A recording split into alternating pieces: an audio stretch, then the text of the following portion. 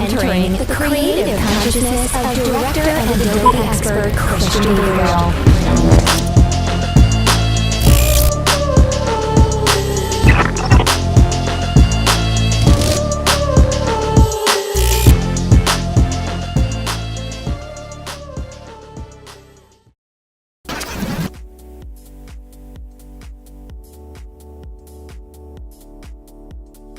Hey everybody, this is Kristian Gabriel, and I am here to show you how to make a very simple animated cartoon-like title, something really sensational. Now, you would see titles like this on films such as Weird Science or, let's see here, possibly Scott Pilgrim versus the World.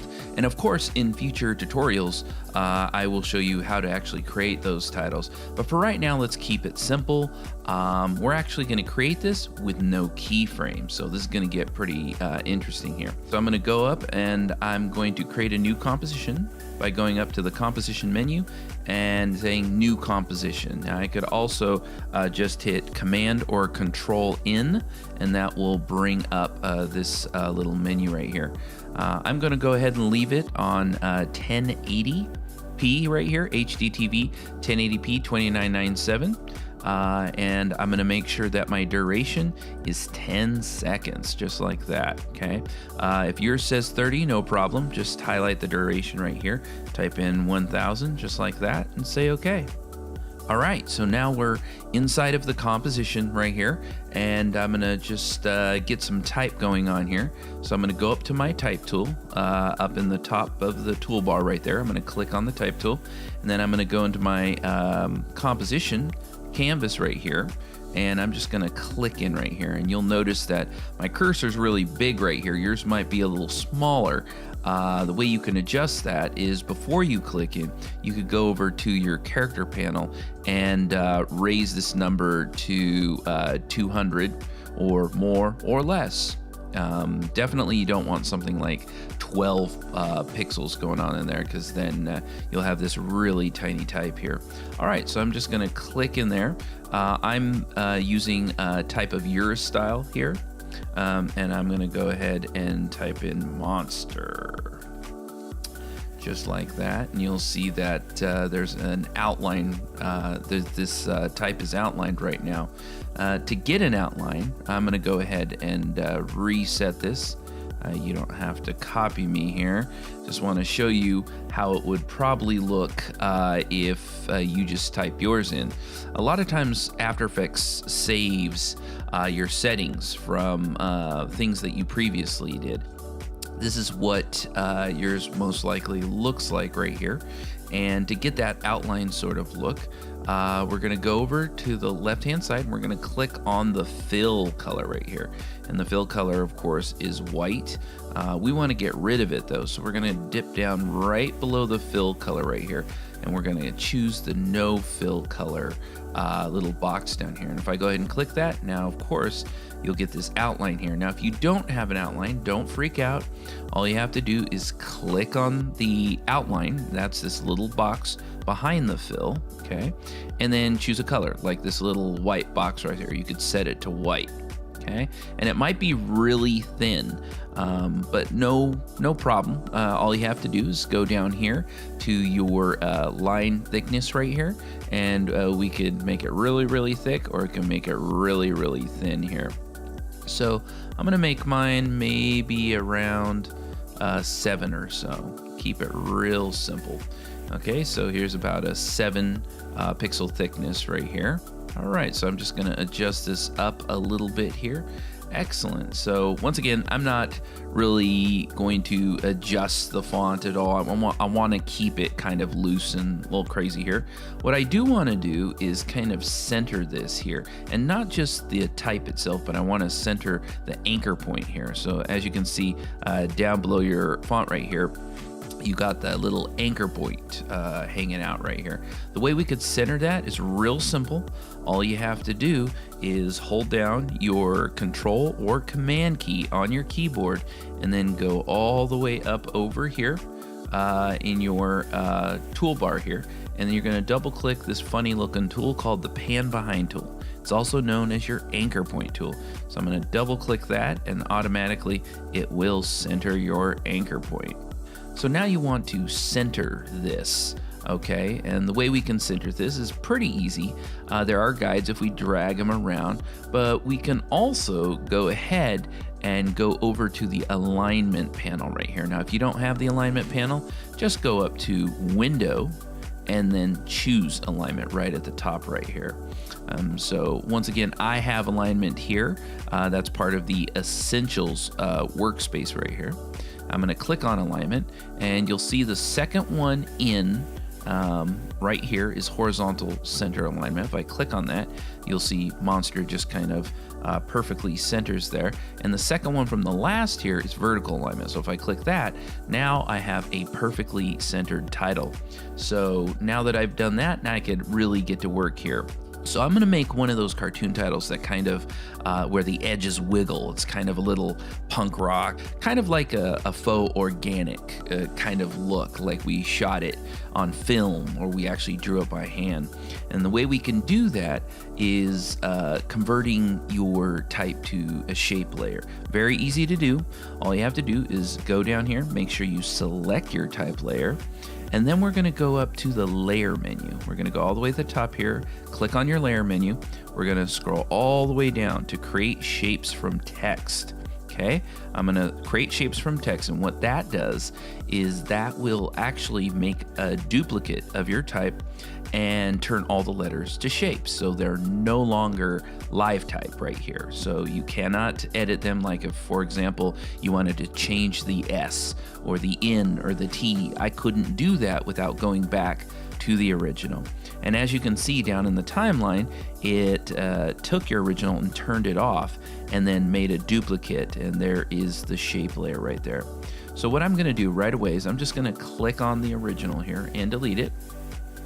Okay, and this is going to give us the controls to actually turn this into something a little more organic. If I go ahead and drop down this disclosure triangle on my shape layer, you'll see I have two other little properties here. We have contents and transform. And of course, transform is really straightforward. If I drop that down, this is just our classic anchor point, position, scale, rotation, opacity, and of course I could keyframe all those values.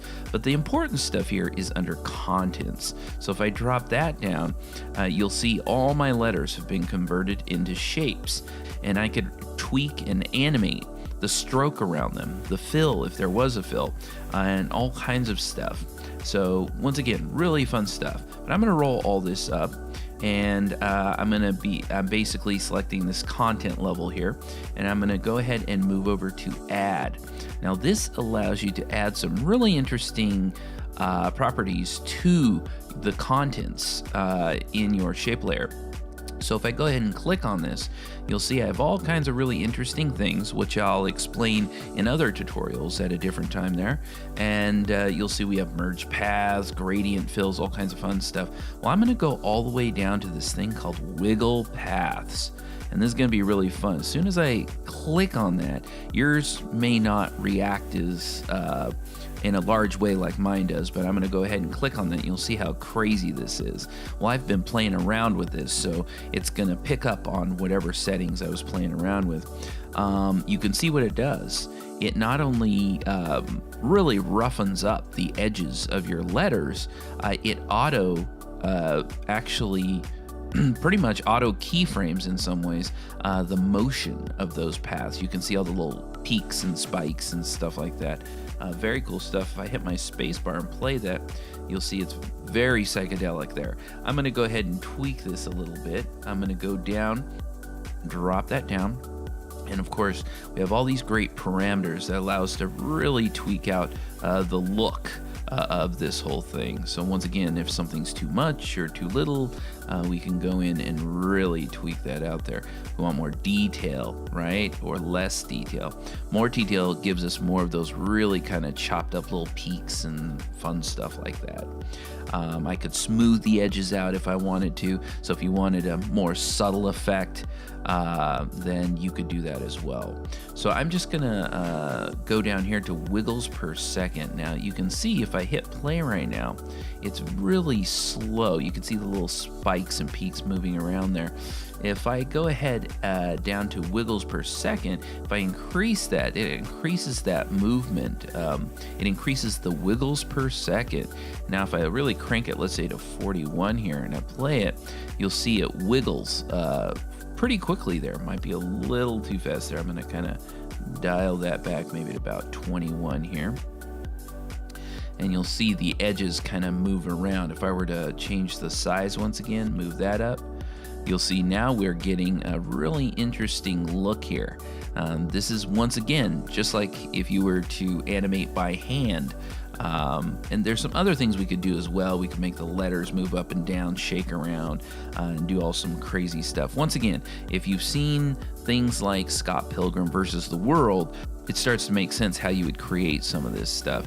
So I'm going to go ahead and I put size down to 8 or so. I'm going to probably bring it up a little bit more. I don't want to get too crazy here. Maybe 11 for the size. And then under wiggles per second, I'm still going to bring it down just a little bit, maybe to 15 here. That's kind of cool. There we go. Dialing it in. Excellent. So beautiful. So even just something like this, if I just left it as is, I'd be really, really happy. But I want to take this to the next level now. So what I'm going to do is close all this up. So I'm going to close my contents up, and I'm going to close my shape layer up just like this. And I'm going to go ahead and duplicate this layer. We duplicate by going Command or Control D on your keyboard, and you'll see it'll make a duplicate above your original there. If you wanted your original below it or up above it, you could just drag it up or down right there. Excellent. So now I'm going to add an effect. I'm going to drag I basically dragged the duplicate down below it. It says outlines 2 right here.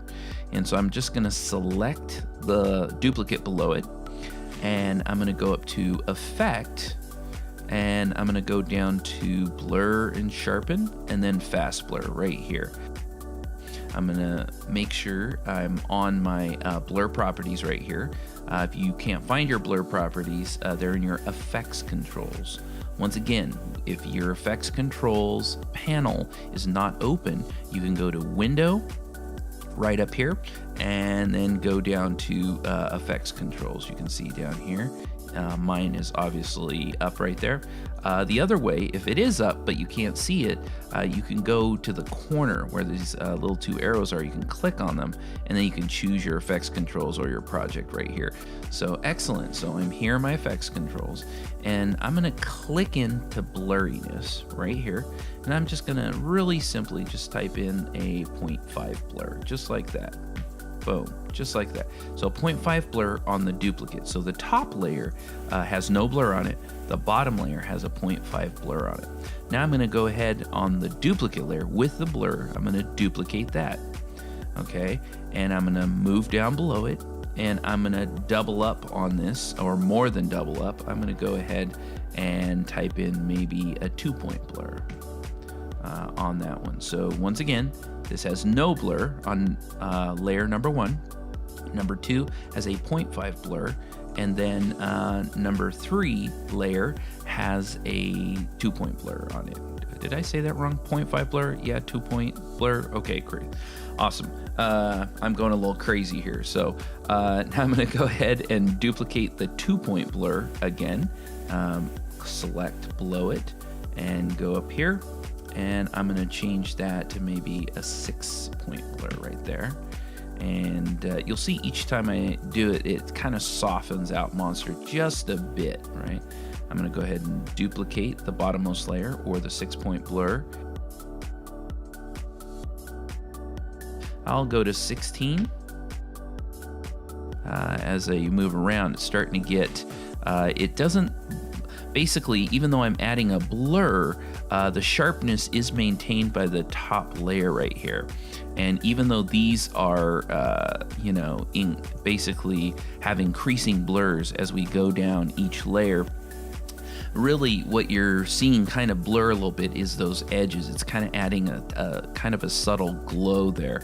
Well, I'm going to do this one more time. I'm going to duplicate the bottommost layer, select the bottommost right there, should be at 16 blurriness, and then I'm going to go ahead and type in 32, and let's see if that's too much right there. If I play that, not bad, not bad. You'll see that it now has a very kind of a pretty like a cartoon style look. It kind of has this touch of glow on it. We'll be able to tweak it in just a little bit here. Now I'm going to go back up to my top one with no blur, and I'm going to go ahead and drop down the little disclosure triangle, and then its contents, go down to wiggle paths, and I'm going to change the size a bit, see if I can spike that up just a little bit, and that just gives it just a touch of definition right there. Right there, and you'll see now it's all nice and spiky. Looks pretty fun right there. It's looking pretty good. All right, so now I'm going to go ahead and roll all this up, and here's what we're going to do. We're going to go up and we're going to create a solid, okay? Just a solid layer of color right here. We're going to go to Layer, New, and then we're going to go to the solid little click right here. It's going to create a solid layer, and when it comes up, you're going to go to this menu, and you could name it if you want to. Right now, I'm just kind of rushing through it right here. Once again, it should be the width and height of your comp. If you don't know what that is, you can go down here to make comp size, and that will automatically make this whole solid your whole comp size right there. And then I'm going to go ahead and leave that black and say OK. And you'll see down in your timeline, we have all our monster outline layers right here, and we have our black solid. Well, I'm going to take that black solid, drag it all the way down to the bottom right here, and that's going to reinforce that background right there. And then we're going to select all the layers. Easy way to do that, Command A, just like that. It just selected all my layers, and now I'm going to right click it, and I'm going to do this thing called pre-composing. Pre-composing is just a fancy word for, hey, I want to collapse all these layers down into a single layer, non-destructively. We'll cover this later, but it's just a way of collapsing all these down into one single layer, because sometimes you want to add an effect to all these layers, but you don't really want to take that effect and put it on each and every individual layer. So I'm going to pre-compose them, and when I pre-compose them right here, it's going to say, hey, do you want to move all attributes into the new composition? And you're going to say yes, that's what you want. If anything else is clicked, just unclick it, make sure it just says move all attributes into the new composition, say OK, and it just collapsed everything down into one single layer. Great. Now what I'm going to do is I'm going to now make sure that that layer, that single layer, is selected, and then go up to Effect, and then I'm going to go down to this cool thing called Color Correction, and then Color Balance. Not Color Balance HLS, but just Color Balance, okay? I'm gonna go to Highlight Green right here, and I'm just gonna push that, and you'll see where the blurry edges are, it picks up that really cool sort of green kind of glow on the edge there. This, by the way, is how you create what's called hot core effects. For example, if you create lightsabers or kind of energy balls or things like that, this is a really good technique to create all that stuff. And now you can see, just adding that little bit of green right there, I now have this really cool looking, very organic looking title right here. So really cool stuff. Once again, you can use this technique in your films, on your web series, whatever it is. A lot of fun stuff. So this is just my quick down and dirty version of creating an animated cartoon style title here. Now, if you want to take it a little bit further, once again, I don't want to really freak you out, we could kind of get it to kind of have that little film movement going on there, or a little shake going on in letters. Because right now everything's really static and everything's, all those little spikes are moving around, and that's great. We could stop right here. But if we want to add just a little bit more movement to the whole title, we can shake the whole thing up.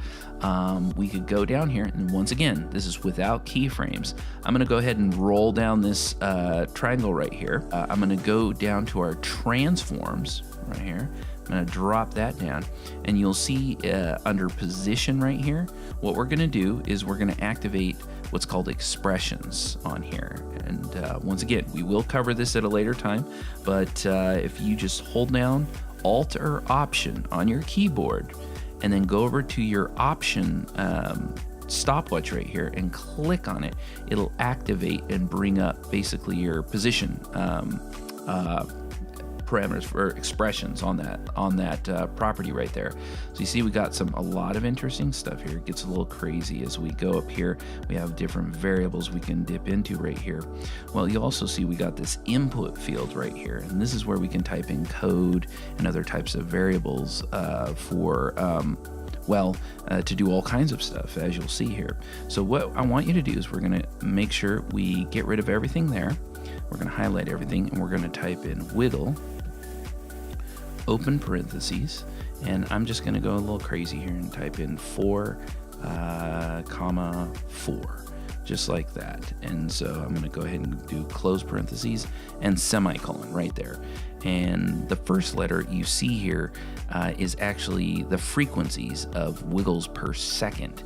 And the second little value there after the comma is the amplitude. It's how crazy you want the movement to be, or, So once again, if you type that in exactly, because I will tell you, if you make a mistake here, or if there's a space issue or anything like that, it will freak out. So make sure you type it in exactly. Now I'm going to go ahead and click out in the gray right here. Perfect. Now you'll see without any keyframes, if I move my playhead here, you'll see I got a nice little wiggle going on with my frame right here. If I go ahead and hit my spacebar right there. All right, we got some movement there. Now, if you wanted a little more radical movement like you would see in Scott Pilgrim, you can go ahead and you can change that frequency down here, the first number. So I can raise that up. Maybe I want, let's try 10. Getting crazy. All right, if I go ahead and play that, you'll see it now moves a little more violently there. Cool. Anyways, that is my simple version of an animated cartoon title. You could even experiment, go further with this. There's so much things we could do with this. I may do a much more advanced treatment on this in future tutorials. And that's it. Great. Well, thanks for watching, and have a great day.